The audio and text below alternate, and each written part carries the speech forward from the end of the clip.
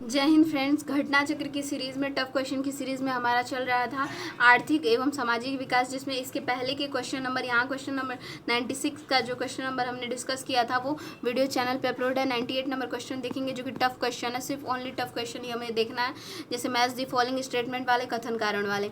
इसमें question number first में दिया 98 में दिया है, खाद्य सुरक्षा एवं मानक अधिनियम 2006 ने खाद्य अपमिश्रण की रोकथाम और प्रिवेंशन ऑफ फूड एडल्ट्रेशन अधिनियम 1954 को प्रतिस्थापित किया है। तो हाँ, इसमें केवल 1 सही है और ये दूसरा गलत है। भारतीय खाद्य सुरक्षा ये गलत है, केवल 1 सही है। फिर नेक्स्ट हम क्वेश्चन देखते हैं। नेक्स्ट क्वेश्चन है कि आर्थिक सर्वेक्षण में दुग्ध उत्पादन में क्या है। दुग्ध उत्पादन में क्या है, तो बी ऑप्शन मध्य प्रदेश, गुजरात, पंजाब और हरियाणा। फिर एक क्वेश्चन यहाँ इंपॉर्टेंट है, निम्नलिखित में से कौन सा सही सुमेलित नहीं है, तो डी भेड़ थारपारकर की नहीं है। थारपारकर जो है गाय की नस्ल है जो गुजरात और राजस्थान राज्यों में पाई जाती है। भैंस की भदावरी सही है, गाय की सिंधी और बकरी की जमुनापारी सही है। फिर उसके बाद नेक्स्ट देखते हैं। नेक्स्ट क्वेश्चन है गोल्डन क्रांति। गोल्डन क्रांति का संबंध किससे है, तो बागवानी एवं शहद से।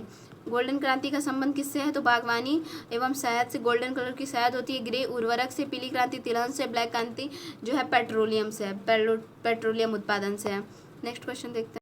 नेक्स्ट 1950-90 की अवधि में भारत में खाद्यान्नों का उत्पादन बढ़कर 3 गुने से अधिक हो गया, फिर भी सही अर्थ में आत्मनिर्भरता, जिसका तात्पर्य भूख से मुक्ति, नहीं प्राप्त की जा सकी। इसमें कौन से कारण है, तो इसमें हो जाएगा ए सही है। हरित क्रांति देश के छोटे मोटे खंडों तक सीमित रही है। गरीबों की कमाई की तुलना में खाद्य के भाव बहुत अधिक हैं। तीसरा है मोटे अनाजों की तुलना में गेहूं और धान पर अत्यधिक बल दिया गया है। लेकिन ये गलत है कि हरित क्रांति अधिकांश लाभ नकदी फसलों को ही मिले हैं, खाद्य फसलों को नहीं, ये गलत है।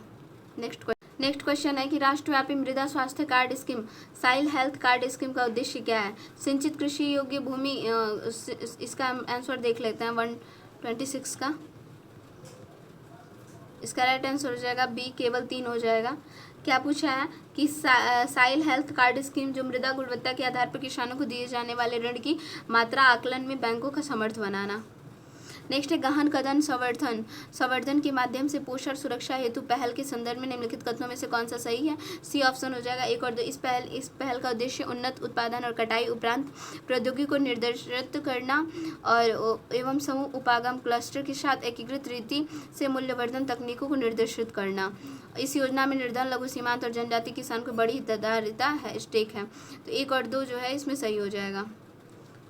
नेक्स्ट क्वेश्चन देखते हैं। प्रधानमंत्री फसल बीमा योजना के संदर्भ में, तो इसका है, इस योजना जो है कृषकों को वर्ष की किसी भी मौसम में उनके द्वारा किसी भी फसल को खेती करने के 2% की एक समान दर से बीमा किस्त भुगतान करना होगा। ये गलत है। यह जो योजना चक्रवात, गैर मौसमी वर्षा से होने वाली कटाई उपरांत घाटे को बीमाकृत करती है। तो बी ऑप्शन सही हो जाएगा, केवल 2। फिर नेक्स्ट क्वेश्चन देखते हैं। क्वेश्चन नंबर 136 है, वर्षा बीमा भारतीय कृषि बीमा कंपनी लिमिटेड द्वारा किया जाता है। वर्षा बीमा जो है भारतीय, ये तो सही है, केवल 1 सही है। केवल 1 जो है इसमें सही है, केवल 1 सही है। और यह योजना वर्ष 2007 के दौरान दक्षिण पश्चिम मानसून, ये गलत है, 2007 नहीं, 2004 के दौरान ये शुरू हुई थी, 2004 के दौरान। क्वेश्चन नंबर 138 है, भारतवर्ष में फसल बीमा योजना 1985 में प्रारंभ की गई थी। तो ये भी सही है। उत्तर प्रदेश में सस्य जलवायु क्षेत्र संख्या 9 है, ये भी सही है। काम के बदले, ये भी सही है। तो 1, 2, 3 काम के बदले अनाज क्रम 1977 में प्रारंभ। नीली क्रांति का सरसों से नहीं है, मत्स्य से है, तो केवल चौथा गलत है। नेक्स्ट क्वेश्चन देख। क्वेश्चन नंबर 143 है, पीएम कुसुम योजना का उद्देश्य किससे है, तो किसानों के डीजल और केरोसिन पर निर्भरता को समाप्त कर पंप सेटों और सौर ऊर्जा से जोड़ना। नेक्स्ट क्वेश्चन है कि रुपए 200 करोड़ कुल धनराशि कारपर्स का जल विभाजक फंड स्थापित किया गया है और चुने हुए 100 जनपदों में एकीकृत जल विभाजक विकास कार्य। इसमें जो इसमें दोनों ही सही हो जाएगा, पहला और दूसरा सही हो जाएगा, तीसरा जो है गलत है। योजना के अंतर्गत राज्य में ग्रांट आधारित परियोजनाओं हेतु 2/3 धनराशि जो है ये गलत है। 1 और 2 इसमें सही हो जाएगा, 1 और 2 इसमें सही आंसर हो जाएगा।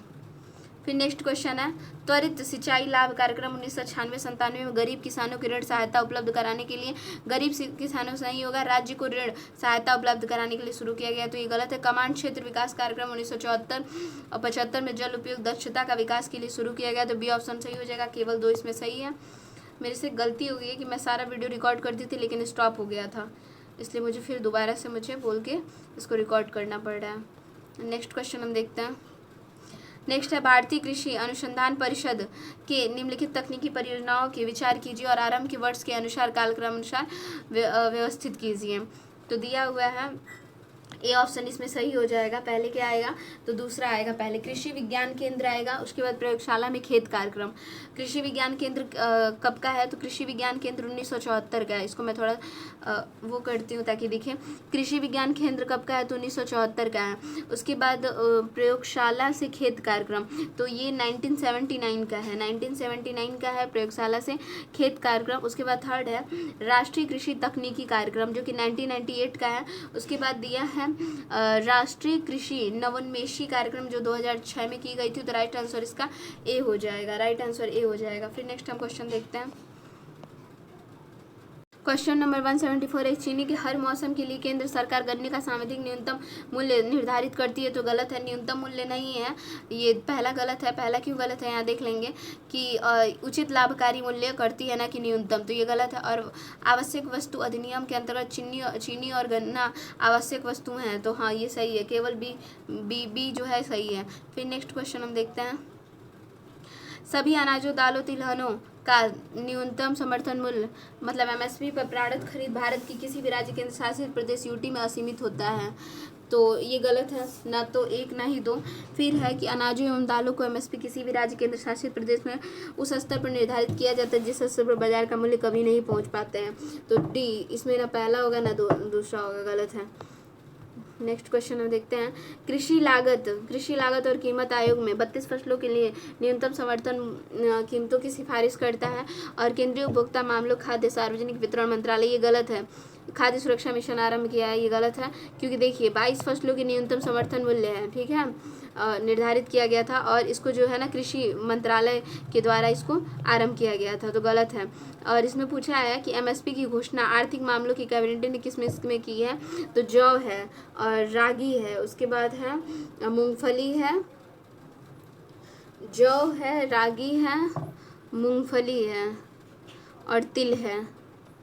जौ, रागी, मूंगफली और तिल, जौ, रागी, मूंगफली और तिल भी है, ठीक है। नेक्स्ट क्वेश्चन देखते हैं।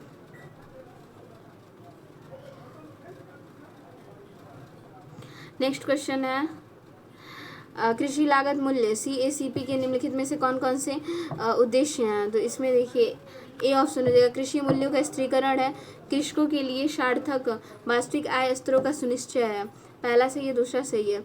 तीसरा का लोक वितरण पद्धति के माध्यम से उपभोक्ताओं को आवश्यक कृषि पर उचित दरों पर उपलब्ध करवा कर उनके हितों की रक्षा, पहला, दूसरा, तीसरा सही है। चौथा गलत है, कृषकों के लिए अधिकतम मूल्य सुनिश्चय, ये गलत है।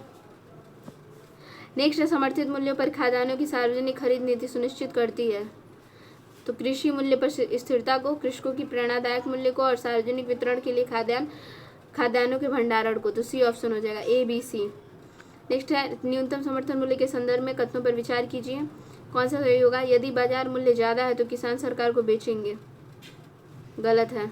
किसानों की पैदावार के लिए न्यूनतम निश्चित मूल्य सुनिश्चित करती है, बी ऑप्शन सही हो जाएगा, ठीक है, मतलब कि दूसरा कथन जो है वो सही हो जाएगा। फिर है ये सही, खाद्य सुरक्षा मिशन की सहायता प्रदान करती है, तीसरा भी सही हो जाएगा। इसमें राइट आंसर ना डी होगा, दूसरा और तीसरा सही होगा। नेक्स्ट क्वेश्चन देखते हैं हम।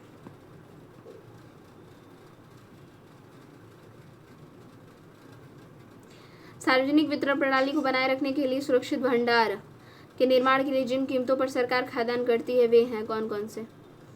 वसूली कीमतों के नाम से जानी जाती है। फिर नेक्स्ट क्वेश्चन है ये, किसानों को उनकी अल्पावधि और दीर्घावधि आवश्यकताओं के लिए अनेक स्रोतों से ऋण प्रदान किया जाता है, किसानों को मिलने वाले ऋण को मुख्य स्रोत में सम्मिलित कीजिए। ए हो जाएगा प्राथमिक कृषि सहकारी समितियां, व्यावसायिक बैंक और गैर सरकारी उधारदाता। और इसमें ए ऑप्शन सही हो जाएगा। फिर नेक्स्ट देखेंगे, कृषि क्षेत्र का अल्पकालीन साख परिदान करने के संदर्भ में जिला केंद्रीय सहकारी बैंक अनुसूचित वाणिज्यिक बैंकों एवं क्षेत्रीय ग्रामीण बैंकों की तुलना में अधिक ऋण देता है। तो क्या ये सही है, गलत है। और ये जो है DCB DCCB एक प्रमुख कार्य प्राथमिक कृषि साख समितियां की निधि उपलब्ध कराना। बी ऑप्शन केवल 2 सही है। तो इसके बाद नेक्स्ट है, भारत में कृषि साख को संस्थागत स्रोत निम्न है, कौन से हैं? तो पहले वाणिज्यिक बैंक है, उसके बाद सहकारी बैंक है, फिर क्षेत्रीय ग्रामीण बैंक है। 3, 1, 2 है। फिर नेक्स्ट है, किसान क्रेडिट कार्ड योजना के अंतर्गत किन उद्देश्यों को कृषकों को अल्पकालीन ऋण समर्थन उपलब्ध होता है? तो फार्म परिसंपत्तियों के रख रखाव हेतु, कार्यशील पूंजी के लिए, फिर उसके बाद दूसरा गलत है, फार्म परिवारों को उपभोग आवश्यकताओं के लिए, फिर है फसल कटाई के बाद खर्चों के लिए। तो 1, 3, 4 इसका राइट आंसर हो जाएगा। जबकि कंबाइन कटाई मशीन, ट्रैक्टर इन सब के लिए नहीं है, परिवार के लिए घर निर्माण ये सब भी नहीं है। तो बी ऑप्शन इसमें सही हो जाएगा। नेक्स्ट है, किसान क्रेडिट कार्ड योजना के संबंध में निम्नलिखित कथनों पर विचार कीजिए। तो इसमें बी ऑप्शन दिया हुआ है, किसान क्रेडिट योजना जो 2001 में नहीं शुरू हुई थी, ये गलत है। किसान क्रेडिट कार्ड योजना जो 1998 में शुरू हुई थी, तो ये गलत है। और यह योजना किसानों को उनकी खेती की आवश्यकताओं पर पर्याप्त समयानुकूल साख समर्थन के लिए दी जाती है। बी ऑप्शन सही है, केवल 2 सही है। उसके बाद हमारा नेक्स्ट इंपॉर्टेंट क्वेश्चन ये है, निम्नलिखित घटनाओं को बताना है। नाबार्ड की स्थापना पहले किसकी हुई थी? क्षेत्रीय ग्रामीण बैंक की स्थापना हुई थी। पहले क्षेत्रीय ग्रामीण बैंक, तो क्षेत्रीय ग्रामीण बैंक के बारे में देखेंगे कब इसकी स्थापना हुई थी। तो 1975 में क्षेत्रीय ग्रामीण बैंक की स्थापना हुई थी। उसके बाद है नाबार्ड की स्थापना, तो 1982 में हुई थी। मतलब 4, उसके बाद आएगा 1, 4 के बाद 1, पहला इसमें होगा। फिर दूसरा हुआ था स्वयं सहायता समूह बैंक लिंकेज कार्यक्रम है, जो कि 1992 में हुआ था, 1992-93। और किसान क्रेडिट कार्ड योजना 1998 में आई थी। बहुत इंपॉर्टेंट क्वेश्चन था ये। और ये देखिए आरओ में भी रिपीट हुआ, PCS में भी आया 2020 में। इम्पॉर्टेंट है। क्रोनोलॉजी ऑर्डर आरओ का फेवरेट क्वेश्चन है, ऐसे ही क्वेश्चन पूछता है। गौड़ खनिज के प्रबंध के संदर्भ में निम्नलिखित कथनों पर विचार कीजिए, क्या है? तो देखिए, इस देश में विद्यमान विधि के अनुसार रेत एक गौड़ खनिज है। रेत एक गौड़ खनिज है, हाँ तो पहला सही है, रेत एक गौड़ खनिज है। फिर दिया है कि गौड़ खनिजों के खनन पट्टे प्रदान करने की शक्ति राज्य सरकारों के पास है, किंतु गौड़ खनिजों को प्रदान करने से संबंधित नियमों को बनाने के बारे में शक्तियाँ केंद्र सरकार के पास है। गलत है, राज्य सरकारों के पास है। गौड़ खनिजों के अवैध खनन को रोकने के लिए नियम बनाने की जो सरकार जो भी शक्ति है वो राज्य सरकार के पास है। इसका जो राइट आंसर हो जाएगा 1 और 3, यहाँ पे 3 होगा लेकिन 2 दे दिया है। IAS प्री 2019 का क्वेश्चन है, बहुत इंपॉर्टेंट क्वेश्चन है। तो हमने लगभग 4 यूनिट इसमें खत्म कर दिया है, कंप्लीट कर दिया है। अब हम उद्योग क्षेत्र को नेक्स्ट वीडियोस कवर करेंगे।